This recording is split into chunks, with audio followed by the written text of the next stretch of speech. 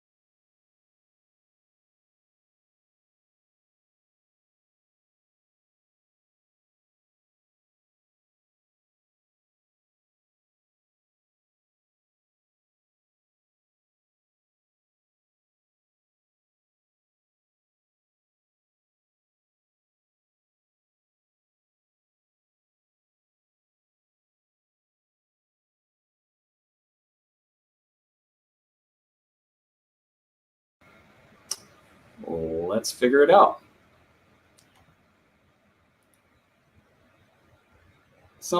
And we're back. I'm telling you, the production value doesn't get any better than here at Sports Ethos. I feel like I'm going to be watching the screen now for messages about my mic going in or out, but we're here.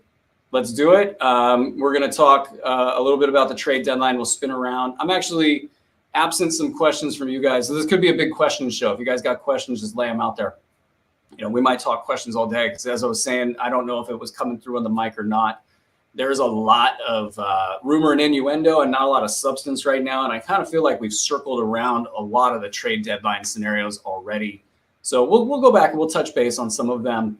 So in case you missed shows, if you're living under a rock, I feel like we have more content than ever these days. So you got Dan's show, this show, you got all of our shows here on the Sports Ethos Network. Before we get into it all, Dan will speak harshly toward me if I don't say, please like, subscribe. I don't know how this stuff works on YouTube, but I'm pretty sure you just click a button and then that works out for us. We get a better rank and better engagement and all that good stuff. Topics for today, I think we're going to talk in terms of trade deadline. We'll cover the Charlotte Hornets. I kind of feel like that's a nice buzzy spot. We've been talking about Mark Williams and really maximizing a stash there. We'll talk a little bit about Toronto, Chicago, Portland. Devin Booker's coming back. Tyrese Halliburton's coming back. We'll maybe touch, in case you haven't seen stuff on Isaiah Jackson. Well, actually Miles Turner, but really everybody is waiting for Isaiah Jackson news. Good news that's probably not coming. I have a couple thoughts there, and then we'll get to your questions. And if for whatever reason we don't have anything to talk about, I'll go through the Bruski Breakdown and expand on some of the thoughts there. There's definitely some spicy meatballs in there. Sound good? Hey? All right, let's do it.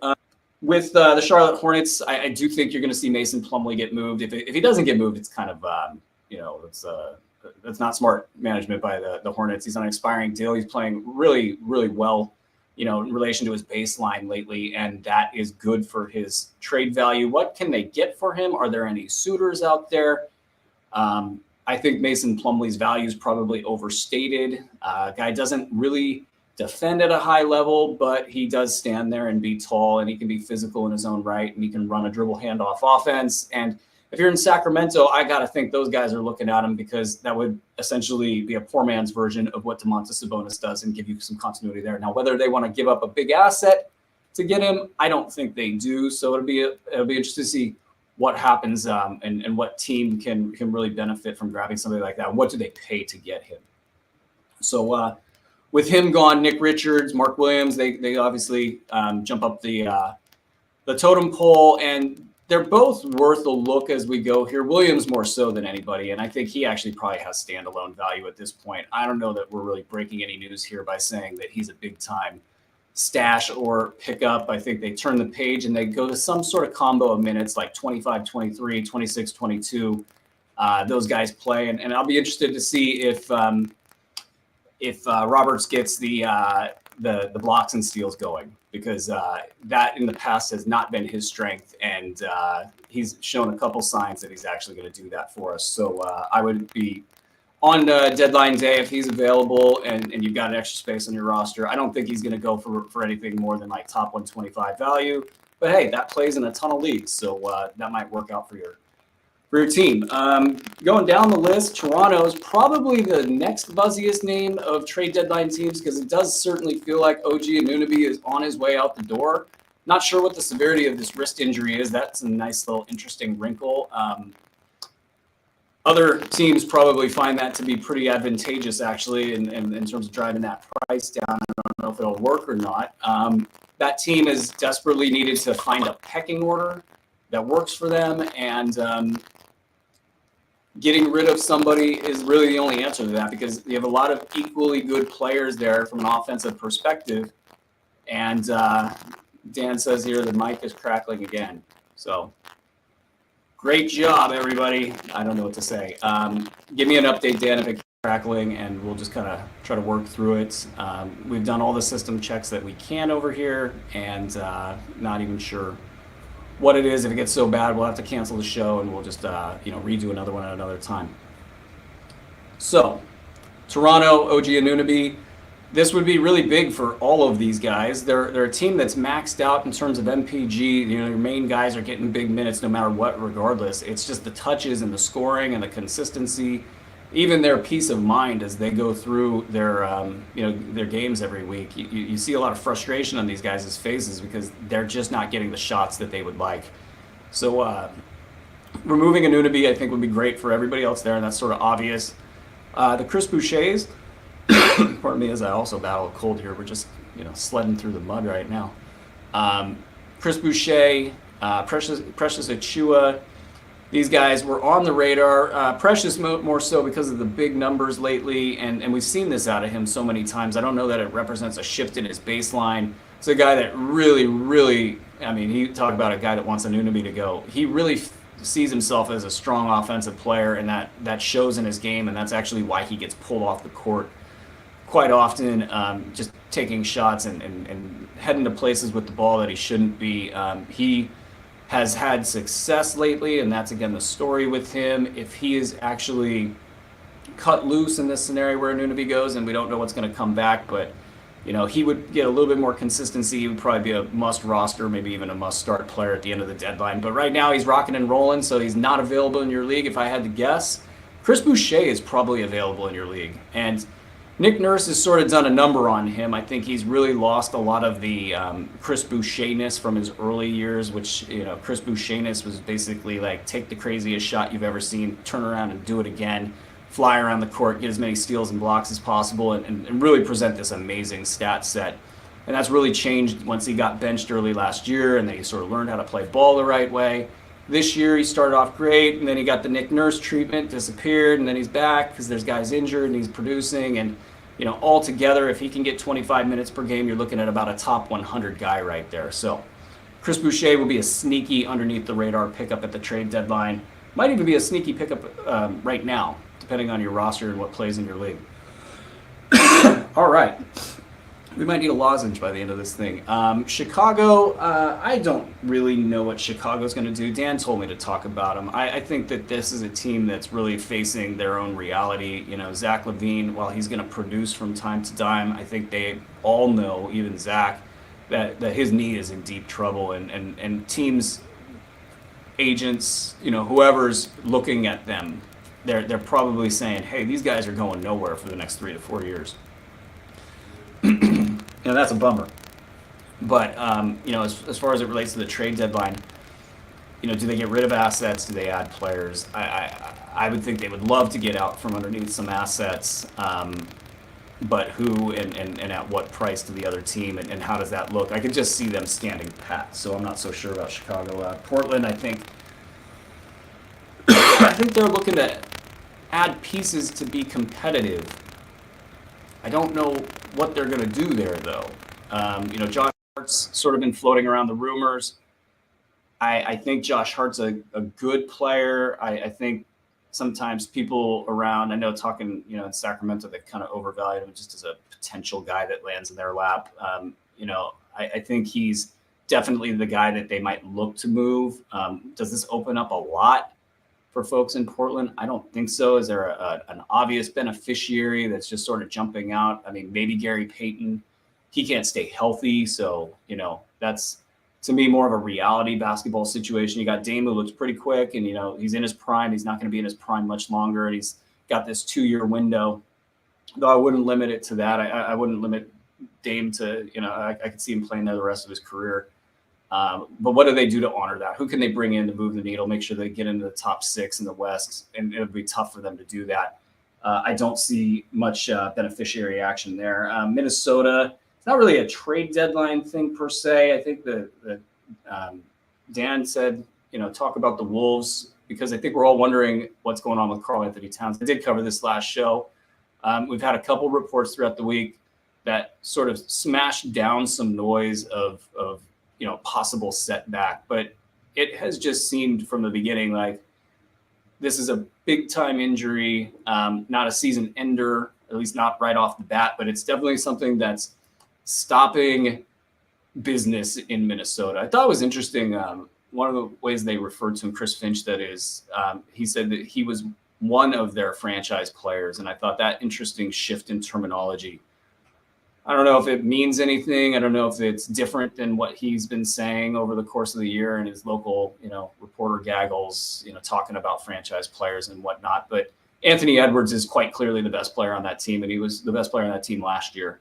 And Cat seems to be a depreciating asset really, really quick. And I think the writing is on the wall there in Minnesota. The pairing with him and Rudy Gobert obviously doesn't work out. The future of that squad and what they're going to do, I think that writing is on the wall. So Cat might be looking at this and say, hey, you know what? I'm not long for this situation in one way, shape, or form. I'm not happy with this situation in one way, shape, or form. I'm going to explore my options in every way, shape, or form. And part of that is protecting my body. So I'm going to come back when I damn well please is basically, the thinking there. So that could mean, I think they'll be in contention for a play-in spot all year. So that will bring the impetus for him to come back, but it'll just be when I'm ready, I'm ready. And, who knows, maybe he'll get the basketball Jones at some point and he'll just want to come back when he can come back. But it's going to be on the top of everybody's minds there. Obviously, Kyle Anderson gets impacted by a return. Naz Reid gets impacted by a return. But I'm just sort of treating that team as if Cat is out indefinitely without a real solid return date, and I'm not expecting that anytime soon. So I think you got to push your chips in the middle with Kyle Anderson and Naz Reid. Even though Reid's been a little iffy lately, what he's capable of. And in terms of a pickup big man, that's sort of a placeholder on your roster just while you get through a Karl-Anthony Towns injury. I think he's perfect for that role. And then who knows, he might get traded. That team is also getting rid of assets. It feels like Jalen Noel will be on his way out. This deadline as well. Not that really matters. He's been pushed down the depth chart there, and I think he's been frustrated with that as well. So nothing huge there, but we'll see as the trade deadline gets picked up here, and what we're going to do with all that. All right, a couple other just cleanup notes. Devin Booker, he's coming back. I would like to see them hold him out through the All-Star break, but these guys want to play in that game. So it wouldn't be surprising to see him have a game or two on this side of the break and get geared up so he can enjoy the festivities. And that will bring that team back to normal. It's been great watching Mikal Bridges do exactly what we said he would do for years and, not years and years and years, but since he's basically come into the league, we thought he was going to have like a Kawhi Leonard-like trajectory in this league, and he continues to prove that right. Those are the lofty praise. Pardon me. To say he can be that good. I don't know if he has the muscle, the physical skill or physical ability to play at like a number one overall player in the NBA level that Kawhi was there for a bit. And by the way, shouts to Kawhi. He's been freaking awesome, since he's returned, even though he's still missing games. That's problematic for certain formats. He's just had his foot on the gas pedal, and you get to see what a rested, sort of fully realized Kawhi Leonard looks like. But, Mikal is absent the muscle, which really has defined Kawhi Leonard's career for the last 4 or 5 years. He's had the quicks, he's had the touch, he's had the moves, he's got the wingspan and the big hands, and he's been able to just kind of do what he wants on the floor, but largely because of that sort of tank-like strength that he mixes in. Mikhail doesn't have that, but he's got long arms, he's got defense, he's got shooting, he's got offensive touch, he's now got the dribbles, he's got the vision. So he's really knocking on that door, and I don't know if he wants to build the muscle to to really become an offensive force like that. But I wouldn't put it past him, and I certainly wouldn't be fading him. And he's just had a great season for us. So Booker will come back, and then Halliburton, I think he wants to get a game under his belt so he can return and play play the Kings, and have another bite at the apple and try to leave them with a little buyer's remorse on that deal that they made. So it's not officially he's playing Thursday, but it sounds like he's playing Thursday, and that will bring that team back to normal. And I guess let's talk about Indy while we're at it. I just thought it was super interesting that there was a 2-year deal for Miles Turner. I get it, he's getting front-loaded money. It feels like he's happy, the team's happy. They had their press conference. The minute I heard there was a press conference, I pretty much knew at that point that this was not going to be a situation where he gets traded, but he can still be traded. So that actually leaves the door open for some of this talk. Now, I don't think they go to the extent that they went with all that stuff and all the talk that's come out of Indy if they're going to trade him. So I think that deal is done, and that deal might have been done a long time ago. Who knows? But my next tinfoil hat theory here is that Rick Carlisle, sometimes the best bet is the one that you would never bet on. And it kind of happens a lot where Rick Carlisle goes, all right, I benched you guys enough all year. Sorry for shaking the camera there, guys. I benched you enough all year. I'll play you now. And you start to see he and Jalen Smith playing 20 minutes per game each, with a 3-man big rotation, including Miles Turner. Is that enough to hold him? Is that enough to, to go through the trade deadline with him on your bench? I mean, I kind of want to go through the trade deadline and just see, what happens and just wait that additional amount of time. Now, I wouldn't do it at the expense of a can't-miss free agent or anybody that profiles as a top 100 player. So there's limits to my madness here. But to me, Rick Carlisle just sort of doing a record scratch and being like, for no good reason at all, even though I've decided I'm going to play this small lineup and I'm going to have these two guys all played in the backup center position. That's my strategy, that I just changed my strategy and I'm just going to have these guys play. And then we start to see them get numbers. And then the biggest question is, when does Miles Turner get hurt? That's the question I have about his deal. You're a guy that suffered from a lot of injuries in your career. You've had a hard time staying on the floor. If you wait till this summer, you can get a 4-year deal. What's the delta on that thing? I don't know, like $40, $50 million. Maybe he thinks that he can, be happy with the lower amount of money and that he likes the security and the role that he has in Indy, and that's the thinking behind what he's doing. But I don't like. I mean, I know Miles Turner is a good player, and I know people in Indy are happy with this deal. I personally just don't like the way that he's playing offense right now. I think if they could get him to be more of a screen and roll guy where he really does roll hard to the hoop, I think that would be really good. I think it'd be hard to cover. I think it would open up things for everybody else on the team. But what he's doing right now is a lot of pop and it's a lot of post.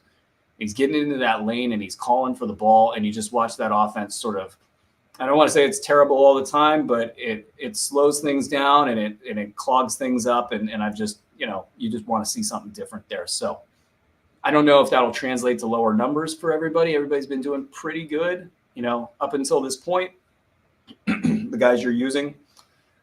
But one way or another, with Halliburton back, we're going to see basically what we've seen, unless Rick Carlisle does that tinfoil hat thing that I'm thinking he might do. At any rate, after the deadline, if we don't see major improvement out of both those players, they'll kind of be dead to all of us anyway. They might be dead to a lot of you already, and we'll just see how that goes. Okay, Dano, question me. Pregunta me. Do we have questions? Oh, we have questions. All right, let's get these questions up on the board here. DeGisson 1. That's like me pronouncing an NBA player's name that I've never watched play a game. DEGISNN1. I have Zach Collins, Eubanks, and Mark Williams. What do you think about those three? Thank you. I I mean, these are all interesting names. I think Williams is probably the one that I would have on the top of my list. Eubanks struggled a little bit, but he also played down the stretch. I think they trust him in in Portland. And they also, I don't think you'll see a changing of the guard there, but there's talk locally about which one's better. And Nurk does a lot of great things on offense, and he's not that much better than Eubanks on defense, but there's definitely a better chance against speedy guards in the pick and roll. Eubanks is crafty, pretty tough and athletic. So I think that you might see a little bit more out of Eubanks as the year goes on. He's been a 175 guy, 200 in times when he's not doing well, and then when he gets a couple steals and blocks per game, he's up in the 125 range. And if Nurk, who gets hurt quite often, gets hurt, then you're looking at a guy who's probably going to get about 28 minutes per game, which makes him a solid top 80, 90 guy. And that's, a what if. Not that exciting, and you do have the potential for these lower numbers in these games where he's only getting 18 minutes per game, and he doesn't happen to get a steal or a block. So Eubanks is that. Collins, I think, is hit or miss on most nights. I don't think I'm chasing after Collins much. And then Williams, I think, is just kind of your classic big man that's going to, struggle to get a lot of defensive stats, but on a lot of nights, he's going to get you 3 of them. And that's definitely valuable in fantasy leagues. He gets you some good boards, some efficient numbers, and probably have a little bit of a zigzag to his game as he goes through the rookie speed bumps. I would rank them Williams, Eubanks, and Collins. So then next up, we got, if Mason gets moved, who's going to take the starting role? It's a good question. I kind of think they could switch that around.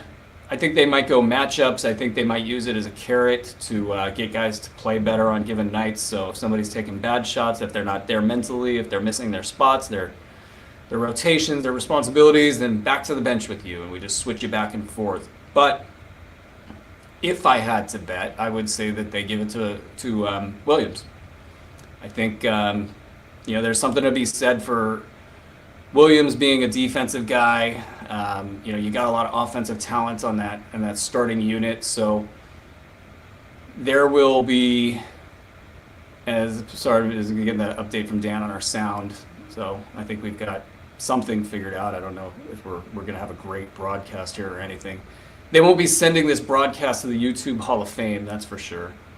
But Richards is a great offensive rebounder, and he's a great energy guy in that respect. And on the second unit, you could see him really take advantage of some of the smaller second units that are out there, and maybe have a little bit less pressure on him, and his offense might blend better with that second unit. So that's what I would go. That's what I would say is Williams starts, Richards off the bench.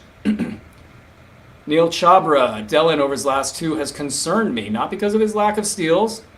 I like where you're going with this, but because the absence of assists. I wonder if Nunn is taking the ball out of his hands in that second unit. I think you nailed this, Neil. I think this is a fluid situation, so I don't know that Nunn is going to constantly take this, or take away from Dellin. And I think the steals are small sample size stuff. He's a noted theft artist. He's going to keep thieving the ball. Sometimes the ball just doesn't come your way. So, and as you noted, you're not concerned about that. But I think you nailed it in terms of just an additional guard. This team also has quite a few kind of point guards on the floor at any given time, so that can play into the variance there. Even with the duds, he's still at about top 80 over the last, say, 8 to 10 games. So he's still doing really, really well. I have a ton of Dellin Wright everywhere. I was equally concerned over those 2 games because you just don't know what these lower minute players, what they're going to do. And yes, I just scratched my face on camera. I'm not at broadcasting school yet with Dan Vespers, but we'll get there. Okay, what's next? We got, what do you think about Hartenstein playing 40 minutes against the Lakers? Could it happen a few more times before Mitch Robb comes back? And you guys are asking me to get in the mind of one Thomas Thibodeau, which is, as you know, scary. You don't want to be there. I think it's important to note that he did get 40 minutes in a game. And yes, this is the noted player killer, player body killer, Tom Thibodeau, and he doesn't care about injuries, but something just hasn't been right with Hartenstein, and I've wondered if like everything is filtered down to the Achilles. So he's just not getting lift on his shot, so he sucks shooting. So he's passive on offense. He's already not a part of the dribble handoff game. That part has been written about and talked about quite a bit, being sort of misused or not used, and not having that lateral quickness or the explosion. That half second, we've talked about a lot all over the place here. For a big man, if you are an elite defensive big man, the razor's edge of being not elite and then therefore being exploitable, it's so thin. And so for him to get those minutes and see those rebounding numbers and be just active, I think it's either he's healthy or it's something miscellaneous. And in a healthy Hartenstein should be getting you, 2-3 defensive stats per game with good efficiency. And he should be eating minutes up. And then, how that relates to Sims, I think Sims is just going to be an inconsistent player, physical specimen. But can he be in the right spots? Can he, bring you what a Hartenstein brings, that, fully realized Hartenstein at the top of his game Hartenstein? I don't think he's there yet, Sims. So that's probably what Tibbs was thinking, is I'm just going to switch this up and I'm going to roll with him because he's playing well, and who knows with Tibbs. But I would say Hartenstein needs to do this one more time. It's been a bad season, even with a good start. This recent dip has been like 2 months, and it's been bad play as well. Not like him. We saw how good he was last year, and that ankle injury, having gone through ankle surgery just recently, I don't know, how that's played into this, but he's had a couple serious injuries here. And if he's healthy, we'll see the old Hartenstein. And then at that point, the question will be, can he get 22, 24 minutes per game? Because that's where he needs to be. If he can get 22, 24 minutes per game, he's going to be a late round guy. And then we can start to talk about some of the upside that he previously had. Okay, what do we got next? Breakfast cereals. Fred VanVleet or Siakam in totals rest of season. This is going to be Siakam because VanVleet's knee, I'm very concerned about that long term. This is a guy I think who plays through stuff. He's trying to be that tough guy. He's trying to be that leader. And that's going to leave a mark, especially if Toronto continues to plunge in the standings. I think they're going to try to live and fight another day. Siakam, no such issue. And really, even if there wasn't an issue there, I know that VanVleet's red hot right now, and it's good. It's like, this is a guy that we kind of like and we root for. And, obviously he was drafted really high. So, we want folks who draft him really high to get the value out of that. It's good to see him play well. But Siakam, he's got a lot of snap right now. Physically, he's playing well. Basketball-wise, he's playing well. It makes sense that he becomes the guy, after a potential Anunoby trade. And it's going to impact both of those guys equally positive. But yeah, Siakam, rest of season totals, no injury risk, and arguably going to be better with or without the risk. So Siakam there. What do we got next? Mr. C. Should I be concerned about Duren going forward? His ceiling appears to be capped now with Stu backing him up. Minutes are down, and MB3 will eventually come back. Well, one thing we know about MB3 is he's probably right back out the door. Sucks to say, but he's just had that happen to him so much. And I know they invested in him financially, but I don't think they're going to force him into 30 minutes per game. They might force him into 20 minutes per game. And the good news is Stu can shoot a little bit, and so they will probably play around with mixing and matching those guys together. Stu is a really interesting player. There's things he does where you're like, yeah, that should be on the floor, but there's equally a lot he doesn't do that I think will keep him in a 22, 24, 26-minute role. So I don't think they're going to turn the page from Duren. I think he's going to get 22 minutes per game regardless. And the other side of this coin is he looks really good out there sometimes. I know he's got his limitations, and he's not going to, be a shooter anytime soon. And, he's very limited offensively. I get it. But he is there physically. He's like a half step short on a lot of stuff, but in terms of rookies and where they are usually at, I think he's kind of on pace to being a good rookie in terms of learning the game. So I don't think he's going to get buried. I think 22 minutes of Duren is going to get you in a 9-cat league like 125. And if he somehow starts hitting free throws, which he had that little burst of free throws there, that would be a game changer for his value. I think that could add like 25. Theoretically, if he got really good, that could add another like 40, 50 ranks to his value. He was on a top 25 base there for a bit. Obviously, small sample size, but I'm not concerned about Duren. I'm more pissed off about the missed game this week. All right, what do we got next? We got our own X62. Hold Herb Jones or stash for somebody else? Hey, Herb Jones Island. Land is cheap. The view is good. I mean, this is a really, really good basketball player. The fact that he has had just a really screwed up season, it's totally bad luck. He is, and he's had those quiet games, and I mentioned it in the Bruski Breakdown. It's like, all right, I want to see some consistency here before I'm projecting a top 75 future here for him. And then what does he do? He goes out and just has a big old game. This is one of the top defenders in the league. This is a guy that can contribute offensively. He's not going to break down any doors. Yeah, New Orleans has a ton of talent, but he is that guy.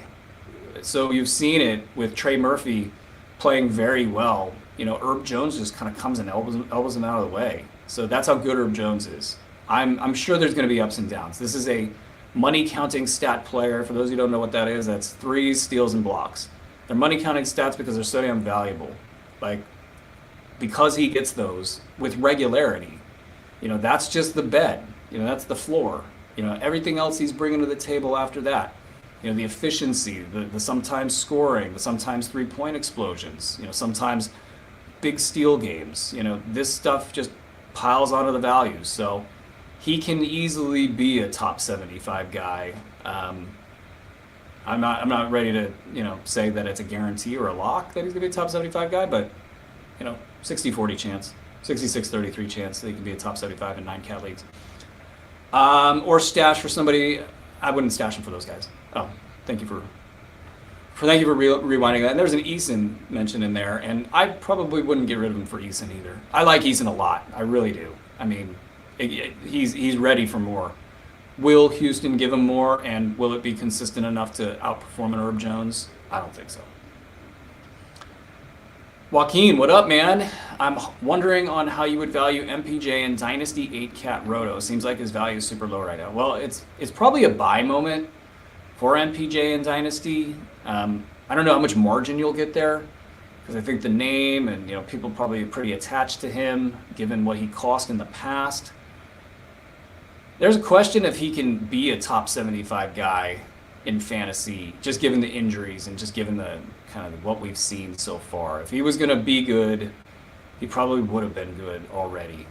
I could see a career trajectory sort of like Aaron Gordon, where 3 years from now, in a deal that's, eventually affordable, like I could see him learning the finer points of the game and using some of that athleticism and really becoming more well-rounded player with that shooting ability. And then everybody comes in, 3-4 years ago, we all kind of go, hey, he's underrated. He's doing a good job. He should be an all-star this year.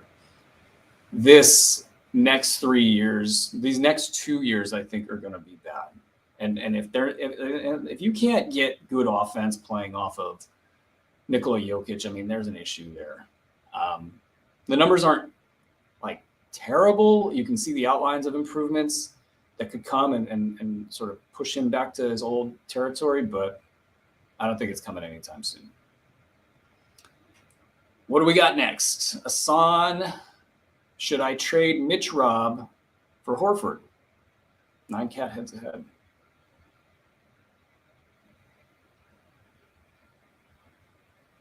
It depends on the stats. I mean, really, that sounds like a easy, or that sounds like an out, but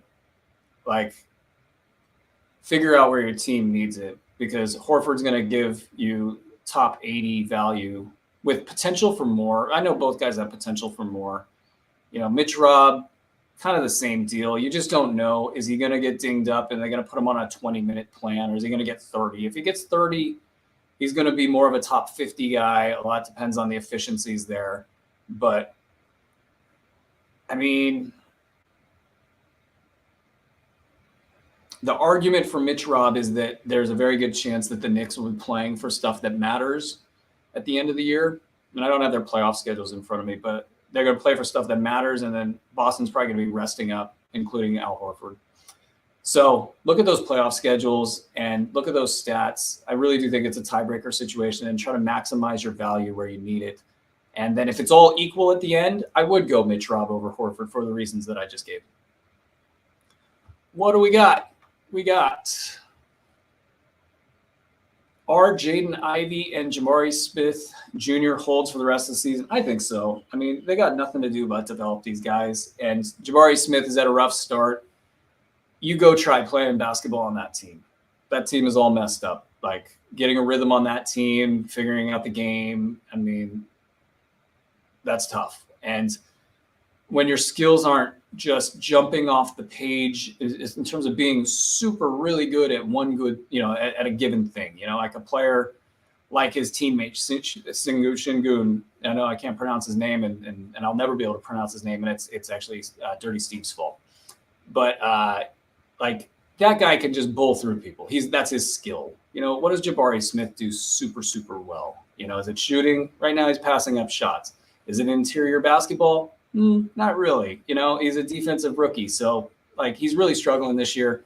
Hasn't really been given much direction from his franchise. Will that change? I don't know, but I do think he'll have an upward trajectory. And, he's sitting at the top 150 right now, and, he's sitting at the top 100 prior to that. That's kind of where his worst case scenario will be the rest of the year. I don't think they're going to let him go down the tubes. They've got too much invested in him, and he's frankly too good, to just let that asset sit. So I think they'll just ramp him up the rest of the year. And then Jaden Ivey's, like, I think you want him on the floor as much as possible, because he really has a chance to be something. And they're going to lean into that as the year goes on. So I think both of them are holds for the rest of the season. Pardon me. Oh my God. It's Nemanja Bjelica. Nemanja Bjelica. Steve understands how to say these names. He's from Croatia, where Bjelica. Bjelica.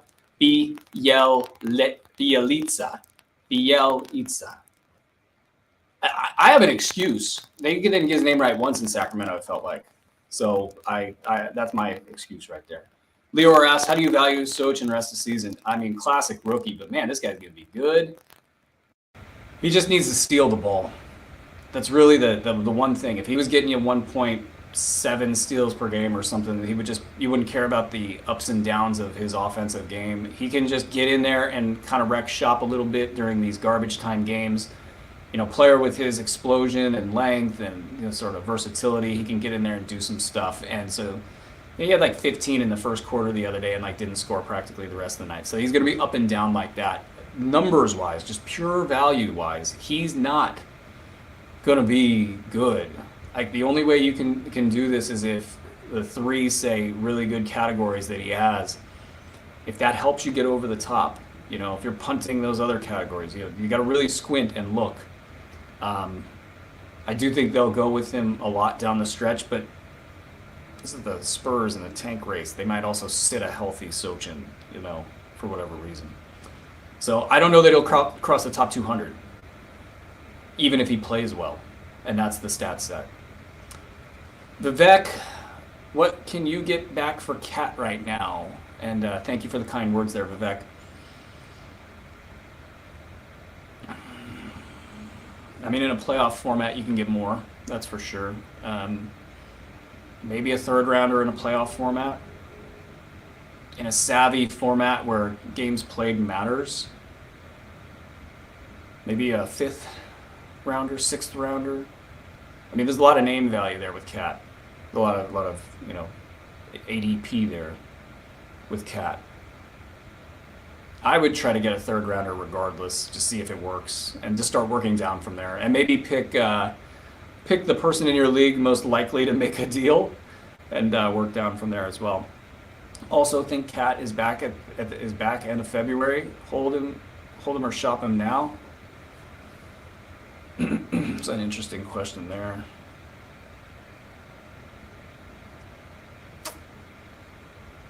I think you got to look at this as a long-term sales process. Like, literally block out your calendar, for a month and just try to work this, because if you were to do it for a 6-rounder, you almost might gamble and wait and hope you get a good injury report. Is he back at the end of February? If I was to throw a dart, I'd say like March 10th, March 15th. So, if you get a report that he's coming back, you're going to have more value. And I think you can say with pretty good certainty that he'll be overvalued. If an opposing GM has a report that he's coming back in, say, 2 to 3 weeks, or, let's go with that, 2 to 3 weeks. If an opposing GM's thinking that he's coming back in 2 to 3 weeks, they're going to think this is Cat, this is the old Cat.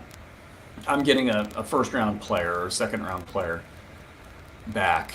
And the reality is he won't be that, and he will also be babied when he gets back. And then there's the whole Rudy Gobert issue, so there's a lot of issues for Cat there. What do we got next? Nurkic just went to the locker room. Eubanks time would have to drop Herb or Achua. I would drop Achua. I think Achua is still going to have stat set issues regardless of how well he's playing. And there's the question of, if you trade OG and Anunoby, who are you going to get back? They've been linked to Jakob Poeltl. So, put that in your pipe and smoke it. Herb, I wouldn't drop him. I think, as I mentioned before, Eubanks can be in that top 80, 90 range pretty easily with a full-time job. Now, I don't know what the nature of this injury is, if it's, if it's super serious or it's just kind of a classic Nurk, I got to go to the bathroom, or, whatever. So I would drop left ankle, Dirty Steve. What up? Left ankle.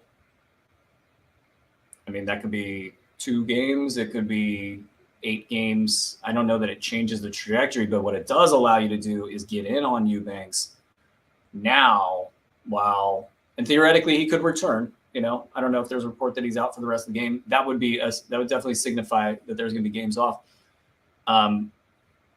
But if we just assume that he's got a run-of-the-mill ankle injury and misses, say, 2 to 5 games, you get 2 to 5 games with Eubanks to show coaches that he can handle bigger minutes. And you're already seeing them turn to him during crunch time. So it just makes the whole equation. And the Blazers just said he's not coming back.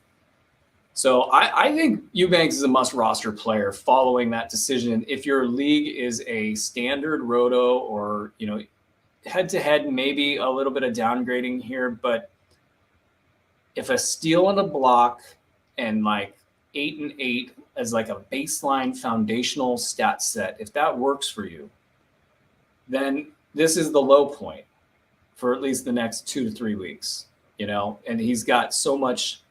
He previously used to have a ton of permitted pop, back in the San Antonio days. That's kind of when he first caught our eye. So I think he's a must roster player. I would drop Achua to get him. So maybe that's the easy answer here. And if you guys got your ad drop questions as this news is breaking, this is a good thing. This is a good format for this show. We'll try to figure out who you should add and drop here.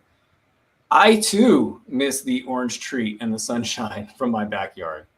It's been a little cold here in Sacramento, and we've got like wind all the time, and the roof blew off the other day. We're gonna have roofers coming over here pretty soon. So I don't know if we'll be in the orange treat and sunshine, but we'll work on it. Try to get some tech that can support that. Tamir, thoughts on Bruce Brown? Would I prefer Bruce Brown over Bogdan? Yes. He is by totals like a top 60 guy this year. Always been a good fantasy contributor, not great, but a compiler at minimum. And that usually was working out to be in the top, say, 120 to 140 range on a season. And getting traded to Denver, I just loved the idea that, he was going to be working with a Nikola Jokic where, that skill set really gets embraced. Michael Malone, a very good ball coach. So it just made sense. And it was really easy to put Brown, where I put him in the rankings, because that was like the worst case scenario for what he was going to do. And now he's out there getting you like 5th round value in certain formats. So yeah, and Bogdan can't touch that. Even if his knee is healthy, he's kind of talking like he thinks his knee is going to be healthy for the rest of his career or the foreseeable future. I don't trust it. And that was one of the reasons I was telling Kings fans, you don't want that contract. You don't want that, on your team. And then he just went ahead and kind of the reality played out. Great shooter, a great offensive player, can't stay on the floor defensively. Whether he crosses the top 125 in fantasy leagues, I don't think I think it's like more likely that he doesn't. Whether it's per game or by totals, and by totals the situation will be worse. So I think this is clearly Bruce Brown right here. Eric Castellanos, long drive to left field. Is Trey Jones worth holding in 14 team points? Is Burks a better points league player when starting than Trey? Yeah, I mean, if we're just going with like a typical run-of-the-mill points format that you might find on like a CBS or some other website, Burks can get really good really fast. Does Detroit go there with regularity? That's my question there. And I think Trey Jones is just going to keep cranking out what he's been cranking out all year, and there's going to be no difference. Little up and downs. Worth holding? Yes, because his role is secure. And I don't know how bad you're getting dinged by the point situation. But I think Trey Jones is definitely worth holding. I'd like him over Burks, I think. I think Burks in a bad team that's not going anywhere. They got other players that they need to look into and play, and I think that'll put a cap on the upside for Burks. All right, what else? Oh, those hanging out, hit that like and subscribe button. Why not? What's stopping you? What's the downside there? Just hit the button. All right. Nice Reds commentator reference. Well, I'm taught by the great Dan Besbris, so if you get that kind of tutelage, you just jump right out of the womb as an A+ broadcaster. And we do promise we'll get the audio and timing stuff clicking. And in fact, I mean, here, let me show you what I did here. I bought this microphone right here for today's show. It's a fine company, Blue mics. They do great work. I like them a lot. But I bought it from Best Buy. They suck. Best Buy. The Best Buy for your money. Best Buy. Go to Best Buy right now. They sold me a mic that doesn't work, and I found out before the show. So we were dealing with this audio issue by proactively purchasing equipment, and sad trombone sound. We're back on the echoey, scratchy, not good, whatever it is we're using. All right, guys, wrap up time. I don't have anything to wrap up with other than say thank you for supporting us. All those likes, all those retweets. With the Bruski Breakdown, this is what we kind of got together here. The brain trust over here at Sports Ethos. We said, like, how can we get my content, especially in light of the fact that, hey, guys, I've got like 6 weeks under my belt with pretty much. I don't want to say I'm typing at a normal level, because I used to type about 10,000 words a day. Doing about 2,000 right now. So I'm able to do a Bruski Breakdown. I'm able to keep up with certain workflow things a little bit better. That frees me up to do stuff like this. And we decided that content was, the best way to get my thoughts out and, reward our Fantasy Pass subscribers, who get it on Sunday night. And it's been fun. It's been a really unique way of conveying fantasy values. I really do like writing at, sort of more words, so I can really add a lot of value. Talking about teams and just like getting into the nitty-gritty details. But that is what I can do right now. And you guys supporting us by liking those threads, retweeting those threads, hitting, the thumbs up button on these shows. Unfortunately, we live in a world where the algorithms determine everything. So we got to ask you guys to do that stuff. But you guys hitting those buttons on my stuff tells us that it's a good idea for me to keep doing that particular work. So I'm really grateful for all of your guys' support. You guys do a great job pumping out Dan's show. Keep pumping out Dirty Steve's threads. They're amazing. And frankly, wait till you guys see what we've got going on in these other sports. There's just so much going on here at Sports Ethos. And, it's kind of a fever dream that we get to do this stuff and get to interact with you guys and be a part of this great industry that brings people together around the sport we love. Another question came in. What am I expecting out of MPJ rest of season? He's been underwhelming. I kind of think it's going to be top 100 the rest of the way.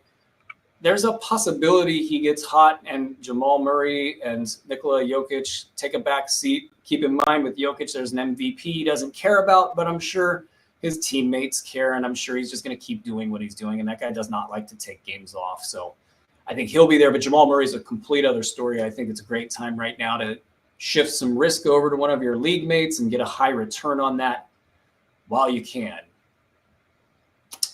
All right, folks, I don't see any more questions. I don't see any smart-ass comments from Dan. I think we're good here. So thank you guys again for all the support. We'll do this in a week. Peace.